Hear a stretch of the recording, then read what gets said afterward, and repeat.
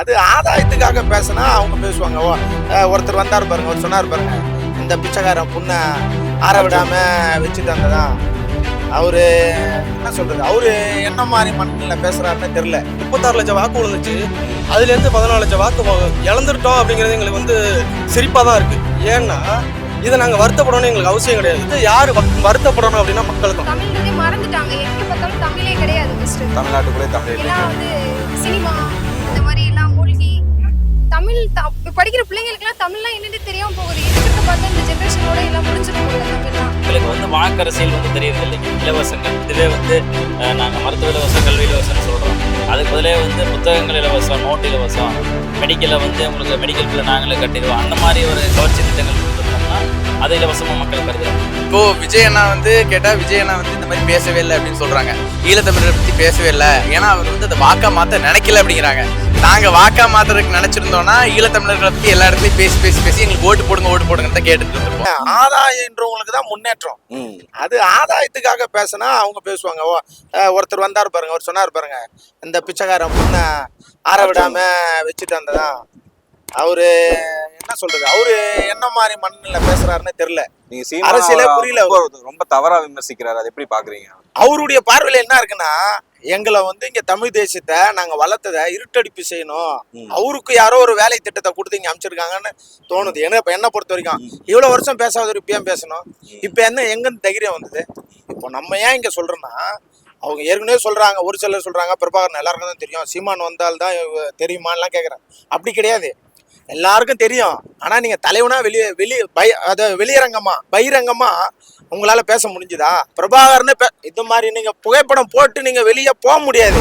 பயந்து இருந்த காலகட்டம். ஒரு தலைவன் அந்த தடை செய்யப்பட்ட இயக்கத்தை, என் தலைவனுடைய புகைப்படத்தை தமிழ்நாட்டுக்குள்ள போட்டு இன்னைக்கு சொல்லுவாங்க பாரு, அவங்க பிள்ளைங்க பஸ்ல கெத்தா அப்படி போட்டுன்னு வரேன்னா இன்னைக்கு எங்க அண்ணனாலதான். எல்லாருக்கும் தெரியுங்க. நீ வெளியே வர்றதுக்கு பயந்தல்ல.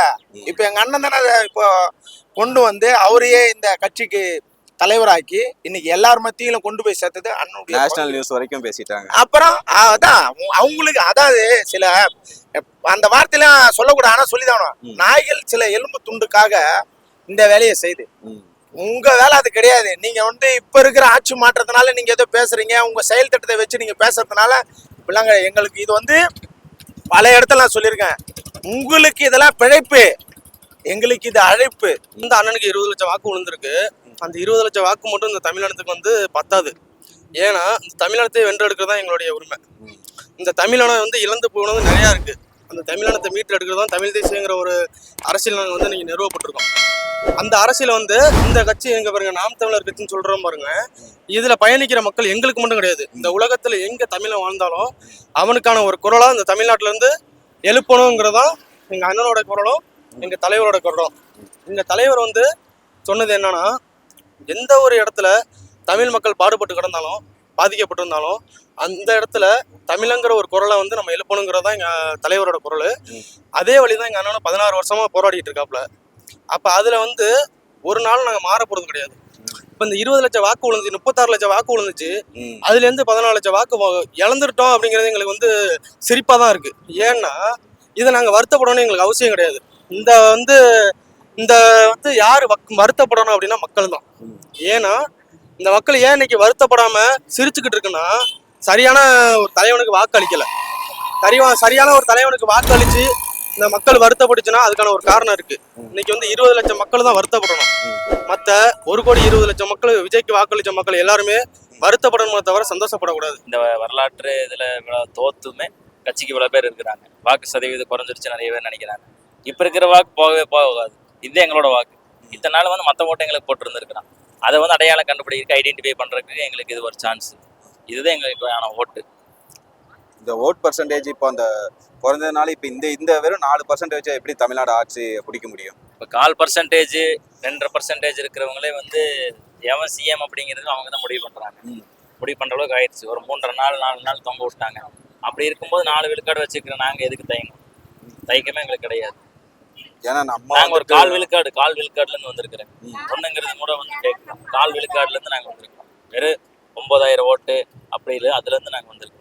பிளஸ் ஏன்னா நம்ம கிட்ட அந்த ஒரு வெற்றின்னு ஒன்று வேணும்ல, அட்லீஸ்ட் ஒரு எம்எல்ஏ ஒரு இல்ல சட்டசபை எங்களுக்கு வந்து வாக்கரசியல் வந்து தெரியறது இல்லைங்க. இலவசங்கள் இதுவே வந்து நாங்க மருத்துவ இலவசம், கல்வி இலவசம்னு சொல்றோம். அதுக்கு பதிலே வந்து புத்தகங்கள் இலவசம், நோட்டு இலவசம், மெடிக்கல்ல வந்து உங்களுக்கு மெடிக்கல் பில்ல நாங்களே கட்டிடுவோம், அந்த மாதிரி ஒரு கவர்ச்சி திட்டங்கள் கொடுத்துருந்தோம்னா அதை இலவசமா மக்கள் கருதுறாங்க. அப்படி கொடுத்திருந்தா வாக்கரசியல் வந்து எங்களுக்கு தெரியறது இல்லை. அப்ப தெரியறதில்ல. வாக்கு அரசியலை வந்து நாங்க வந்து பிராக்டிஸ் நாங்க பண்றது இல்லை. போதனை போதனை போதனை, அந்த போதனை எங்களுக்கே வேதனை ஆயிடுச்சு வாக்கு ரிசல்ட்ல. இப்ப எப்படி அடுத்த வர எலெக்ஷன்ல இதை வந்துட்டு மாத்தி அமைக்கிற மாதிரி ஐடியா இருக்கா? மாத்தி அமைக்கிற நாங்க முடிஞ்ச வரைக்கும் நாங்க போராடிட்டு தான் இருக்கிறோங்க. முடிஞ்ச வரைக்கும் விழிப்புணர்வு ஏற்படுத்திட்டு தான் இருக்கிறோம். விஜய்ங்கிறது வந்து ஒரு சூறாவளி சுனாமி மாதிரி. அவன் ஆளுங்கட்சி, ஆண்ட கட்சி, ஒரு 80-75 வருஷ கட்சி எதுவுமே நிக்க முடியல. தமிழ்லாம் என்னன்னே யாருக்குமே தெரியாம போயிடுச்சுனா, தமிழ்ன்றதே மறந்துட்டாங்க. எங்க பார்த்தாலும் தமிழே கிடையாது. ஃபர்ஸ்ட் தமிழ்நாட்டுக்குள்ளே தமிழ் இல்லையா? எல்லாம் வந்து சினிமா அந்த மாதிரி எல்லாம் மூழ்கி தமிழ் படிக்கிற பிள்ளைங்களுக்கு எல்லாம் தமிழ்லாம் என்னன்னு தெரியாம போகுது. இருக்கிறத பார்த்தா இந்த ஜெனரேஷனோட எல்லாம் முடிஞ்சிரும் போல தமிழ்லாம். இப்போ வருங்காலத்துக்கெல்லாம் நாங்க என்ன சொல்லி நாங்க தான் சொல்லணும் போல. அப்படின்னா தமிழ்லாம் இதுதான் சொல்லணும் போல. அந்த அளவுக்கு ஆயிடுச்சு. நம்ம தமிழ் மக்கள் எவ்வளவு பேர் இறந்துருக்காங்கண்ணா, அதெல்லாம் நினைக்கலே முடியல. எங்க இருந்தாலும் தமிழுக்காக நிக்கணும் அப்படின்னு தோணுது. அந்த ஒரு எண்ணத்தினால வந்திருக்கோம். ஏன்னா இப்ப நீங்க வந்து பார்த்தீங்கன்னா இப்ப அண்ணனே ஈழத்தமிழ் அந்த அர்ஜுனன்கிறவர் சீமான ரொம்ப கடுமையா விமர்சனம் பண்றாரு. வெறும் தமிழ் பேசி பேசி வந்து காசு வாங்குறதுக்காக மட்டும்தான் இவர் கட்சி நடத்துறாரு அப்படின்னு. விமர்சனங்கள்லாம் நிறைய இருக்குண்ணா, அதையும் தாண்டி தான் வரணும். எல்லாரும் வந்து காசு வாங்குறாங்க, அது வாங்குறாங்கன்னு சொல்றாங்க. டீப்பா போய் யார் என்ன பண்றாங்க, அவங்களோட பின்னணி என்ன, யாருமே எதுவுமே தெரிஞ்சுக்கிறது கிடையாது. உடனே எல்லாம் ஒரு ஃபேக் நியூஸ் மாதிரி யாருன்னா இதெல்லாம் சொல்லணுன்றதுக்காகவே சொல்ற மாதிரி இருக்குது. அதனால அதுல உடன்பாடு இல்லை. அதெல்லாம் உடன்பாடு கிடையாதுண்ணா. வாழ்ந்தாலும் வீழ்ந்தாலும் என்னைக்குமே நாம் தமிழே, சீமான் தான், தமிழ் தான். இப்போ விஜய் அண்ணா வந்து கேட்டா விஜய் அண்ணா வந்து இந்த மாதிரி பேசவே இல்லை அப்படின்னு சொல்றாங்க. ஈழத்தமிழரை பத்தி பேசவே இல்லை, ஏன்னா அவர் வந்து அதை வாக்கா மாத்த நினைக்கல அப்படிங்கிறாங்க. நாங்க வாக்கா மாத்துறதுக்கு நினைச்சிருந்தோம்னா ஈழத்தமிழர்களை பத்தி எல்லா இடத்துலயும் பேசி பேசி பேசி எங்களுக்கு ஓட்டு போடுங்கன்னு தான் கேட்டுட்டு வந்திருப்போம். பட் நாங்க ஈழத்தமிழர்களோட கஷ்டத்தை சொல்றோம், இந்த விழா வைக்கணுங்கிற அவசியம் இருந்திருக்காது எங்களுக்கு. கரெக்டுங்களா? அதை வழியை கொண்டு போய் சேர்க்கணுங்கிறத எங்களோட தாட்டு. இது மக்கள் வந்து கொஞ்சம் யோசிச்சு வந்து தெரிஞ்சுக்கிற மாதிரி இருக்கு. ஏன்னா நல்ல விஷயங்கள் வந்து ஒரு சீக்கிரமா பரவுறது கிடையாது. அதுதான் பிரச்சனையா இருக்கு. இந்த தேர்தல் தோல்வி எந்த நீங்க பாக்குறீங்க ப்ரோ? அதாவது எப்படின்னா, இப்ப என்னையவே எடுத்துக்கோங்களேன். நான்லாம் பாத்தீங்கன்னா ஒரு 1 மந்த் இருக்கும். 1 மந்த்துக்கு முன்னாடி தான் நான் சேர்ந்தது கட்சியில. ஓகேங்களா? தேர்தலுக்கு ஒரு 4-5 நாளைக்கு முன்னாடி தான் யாருக்கு ஓட்டு போடலான்னு முடிவு எடுக்கும் போது அண்ணன் வந்து நல்லா இருக்காரு அப்படின்னு தான் உள்ள வந்தது. பட் அந்த தேர்தல் தோல்வி வந்து எங்களை இது வரைக்கும் வர வச்சிருக்கு. ஏன் அப்படின்னா, இவ்வளோ தெளிவா இருக்காரு ஒருத்தர், இவருக்கு ஏன் வந்து வாக்கு போக மாட்டேங்குது, என்ன பிரச்சனை நடக்குது அப்படின்னு நம்ம யோசிக்க ஆரம்பிக்கிறோம். ஸோ அந்த தேர்தல் தோல்வி வந்து எங்க எல்லாத்தையும் ஊக்கம் தான் படுத்திருக்கே தவிர யாரையுமே வந்து கீழே கொண்டு போகல. திருப்பூர் மாவட்டம் பாத்தீங்க, அங்க போராட்டத்துல நாங்கெல்லாம் இருந்தோம். ஸோ அப்படி பார்க்கும்போது எங்களை மாதிரி இளைஞர்கள் வந்து இன்னும் தூண்டுது. இது இன்னும் வந்து நிறைய பேர் தப்பான பாதையில போறாங்க அப்படின்னு தெரிஞ்சுக்கிட்டு நம்ம சரிப்படுத்துறதுக்கு நினைக்கிறோம்.